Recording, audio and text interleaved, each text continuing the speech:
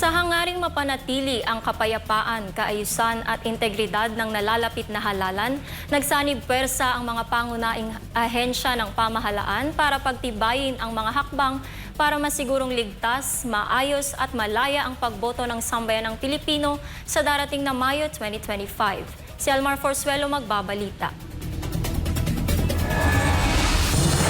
Sa papalapit na eleksyon, kasabay ring tumitindi ang pangangailangan para sa mas mahigpit na pagbabantay at mas matatag na koordinasyon upang mapanatili ang kaayusan, seguridad at integridad ng buong proseso ng pagboto. Sa kabila ng mga pagsisikap ng mga ahensya ng pamahalaan, nananatiling hamon ang mga posibleng banta gaya ng karahasang may kaugnayan sa politika, vote buying, disinformation at iba pang taktika na maaaring makaapekto sa kalayaan at kredibilidad ng eleksyon. Batay kasi sa mga karanasan mula sa mga nagdaang halalan, may mga pagkakataon na nahirapan ang AFP at PNP sa pagtiyak ng ganap na seguridad, lalo na sa mga lugar na may mataas na tensyon at banta ng karahasan.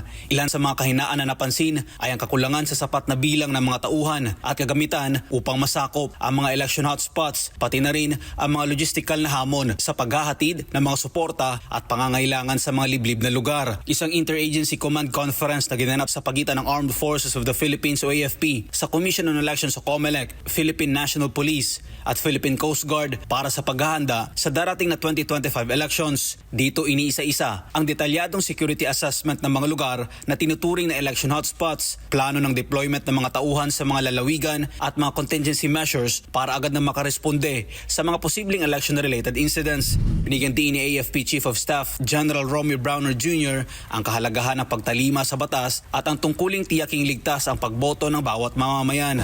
Samantala, batay naman sa pinakahuling datos ng Philippine National Police, maabot na sa mahigit 2,000 ang bilang ng mga individual na naitalang lumabag sa ipinatutupad na election gun ban mula Enero hanggang Abril 1 taong kasalukuyan. Ang naturang bilang ay patunay na nananatiling hamon ang pagpapatupad ng mga panuntunan para sa isang mapayapang halalan. Kaya't sa isinagawang Interagency Command Conference, binigyang tuon ang pangangailangang tiyakin na ang bawat Pilipino ay makakaboto ng malaya, ligtas at walang pangamba. Sa harap ng mga banta ng karahasan at iba pang election-related offenses, muling iginiit ang kahalagahan ng koordinadong aksyon at pagtutulungan ng lahat ng sangay ng pamahalaan upang mapanatili ang integridad ng halalan ngayong 2025.